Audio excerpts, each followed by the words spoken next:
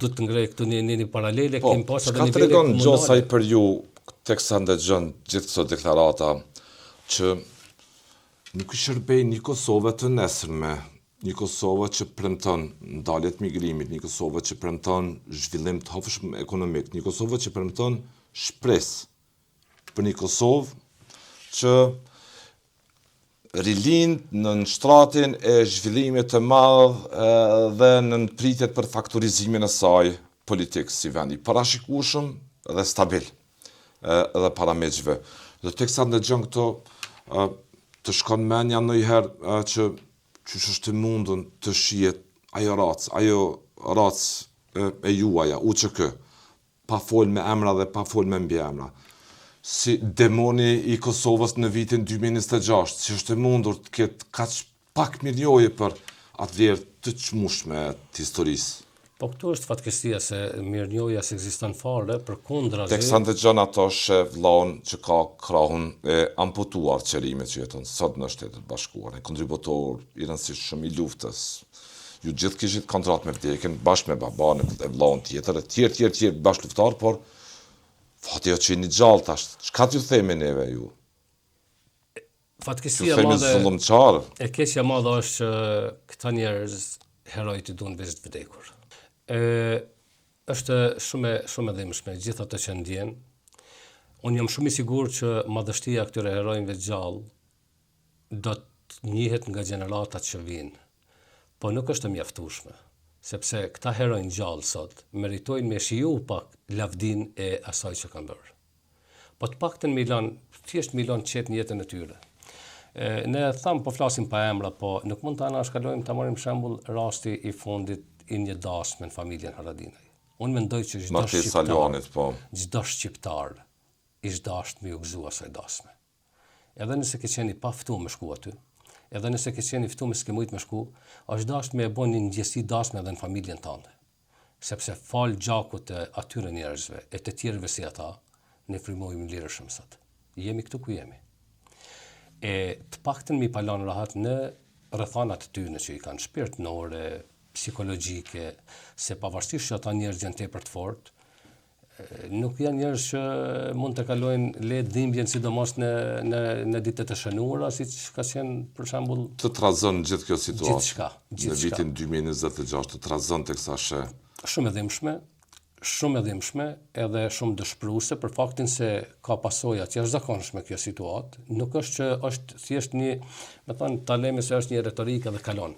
Kjo nuk kalon se kjo po mbjell pasoja. Po ushqet disponimi. Gjuha e urrëjtjes,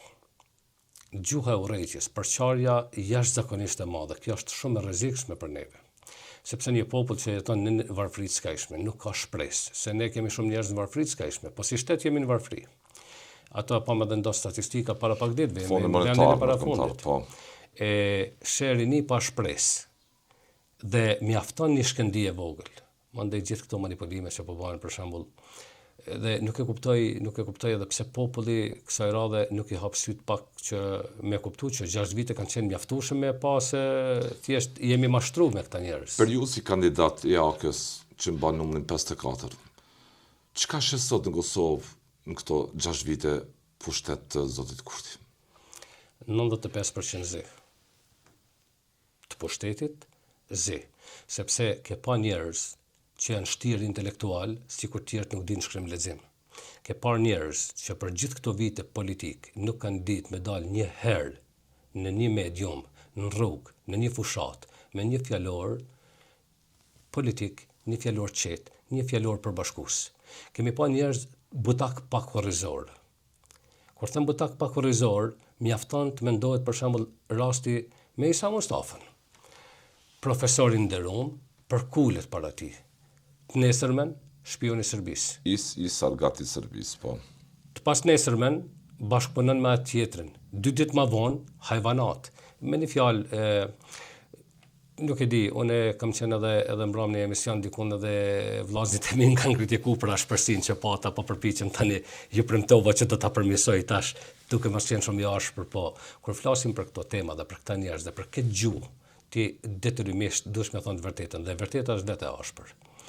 Çka shihni sot në Kosovë në pikpamje të zhvillimit ekonomik, pikpamje të migrimit, që në gati 300.000 Në njerëz që Kosovë, në kanë pikpamje lëshuar. zhvillimit ekonomik, i shohim rrugë që i kanë fillu të tjerët, kanë betë ashtu. Kemi me qindra viktima si rezultati retorikës se ne nuk hajmë asfalt, pra këta nuk hanë asfalt, po hanë jetrat njerëzve. Kemi pas aksidente tragjike me nga 5 viktima, moshat 20, 25, 30. Rasti fundit është para një avdite në rrugën Klin Gjakov të Dolçi. Po. Ra komplet një familje me një viktime e 4 të lënduar. Kjo është ajo ekonomike që shoh. Disa komuna kanë pas buxhetet reale në bazë të atyre matjeve që i bën qeveria, sa duhet e sa mundet me dhanë ky zotëria, i kanë ndalu ato në bazë preferencave politike. Kanë bërë sa kanë mund komunat vetë.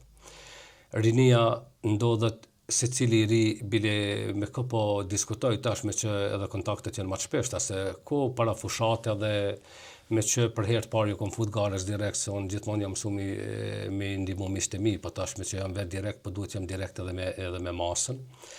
Është e dhimbshme kur e sheh një tri që diplomin e universitetit don me përdorë si bilet për Evropë. Është e dhimbshme kur ti e din çka shkakton aeroporti, se unë kur i shoh jo vetëm aeroportin, shenjat e aeroplanit që çojnë për aeroport, mu shpirti më rënqirtet, më ngrihet gjaku. Unë shkruaj nga pak poezi, unë kam një poezi me titull Pse nuk shmendet aeroporti. Edhe shpesh mendoj vërtet pse nuk shmendet. Mu më duket si varri hapun. Nuk duhet tash unë të njëjtat përjetimet i kenë rinia në Kosovë. Ne kemi shumë mundësi rinin me i majtë këtu, edhe me qenë të lumtur. Kemi shumë mundësi nëse qeveria punon. Nëse ka fillu jeta me një buxhet 650 milion marka, buxhet më i vogël se i klubit futbollit në Evropë. Sot 4 miliard buxhet për Krekosje, ku shkojnë ato? 20 miliard pati Kurti në... Kur e them 4 miliard e kom parasysh vitin, pra 20 miliard për 5 vite, pa i llogarit donacionet e vendeve europiane, të Amerikës e tjera, pa u llogarit ato. Pastaj çdo veprim ka qenë kundër shtetit Kosovës. Pse duhet na 1 miliard euro me harxhu për energjinë kur kem pas mundësi me pas termocentrale tonë? Shpler energji nga Serbia. Kem pas mundësi me pas gazin amerikan. Pse duhet kjo qeveri çdo veprim që e bën me qenë kundër interesave amerikane dhe gjithkund më thonë jo për Amerikën? Shiko. Unë e di që ju e dini, po me që jemi këtu duhet ta themi për të tjerët që nuk e din. Oksigjeni për mushkritë e shqiptarëve, kudo që janë, në veçanti për Kosovën, kalon nëpër Washington. Një politikan, një shqiptar, nuk ka lidhje profesioni, nuk ka lidhje sa është i dishëm, gjenilet jetaj.